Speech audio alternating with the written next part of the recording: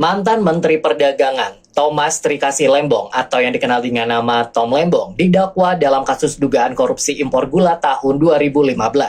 Kejaksaan Agung atau Kejagung menjeratnya dengan pasal 2 ayat 1 dan pasal 3 Undang-Undang Tindak Pidana Korupsi yang memungkinkan seseorang dijerat hukum meskipun tidak menerima keuntungan pribadi.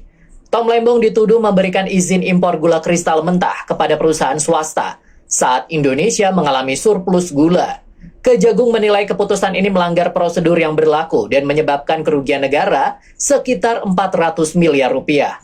Meskipun demikian, pihak Lembong membantah semua tuduhan dengan alasan bahwa hasil audit Badan Pemeriksa Keuangan atau BPK tidak menemukan adanya penyelewengan dalam kegiatan impor tersebut.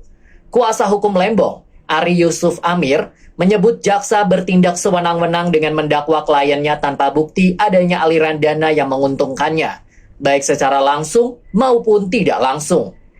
Ia juga menyoroti bahwa dakwaan ini tidak adil karena Tom Lembong tidak memperoleh keuntungan pribadi dari kebijakan tersebut. Kasus ini menuai perhatian luas, terutama dari investor asing dan pengamat politik. Beberapa analis menilai bahwa penangkapan Tom Lembong bermuatan politik, mengingat ia dikenal sebagai kritikus pemerintah dan memiliki hubungan dekat dengan tokoh oposisi Anies Baswedan. Selain itu, kasus ini menimbulkan kekhawatiran mengenai iklim investasi di Indonesia karena dianggap sebagai sinyal buruk bagi transparansi hukum dan stabilitas politik di bawah pemerintahan Presiden Prabowo Subianto.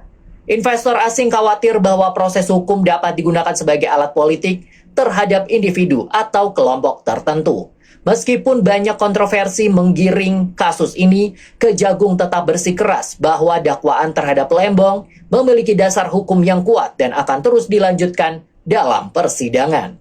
Berita ini Rio lansir dari news.detik.com.